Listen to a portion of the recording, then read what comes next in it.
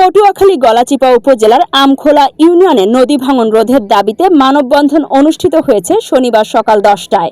রামনাবাদ নদীর ভাঙনের কারণে গলাচিপা পটুয়াখালী মহাসড়ক হুমকির মুখে পড়ায় এলাকাবাসী নদীর তীরে দাঁড়িয়ে এ কর্মসূচি পালন করেন।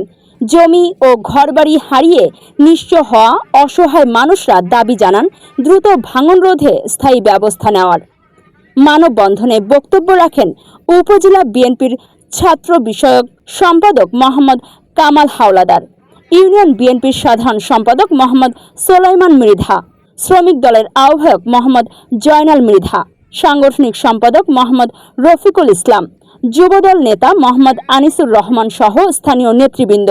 বক্তারা বলেন, প্রতিদিন শত শত শিক্ষার্থী, চাকরিজীবী, ব্যবসায়ী ও রোগী এ সড়ক ব্যবহার করেন। এটি গলাচিপা, রাঙ্গাবালী ও দশমিনা সহ কয়েকটি উপজেলার মানুষকে জেলা শহরের সঙ্গে যুক্ত করে রেখেছে। এই সড়কটি ভেঙে গেলে যোগাযোগ বিচ্ছিন্ন হবে এবং সাধারণ মানুষের ভোগান্তি চরমে পৌঁছাবে।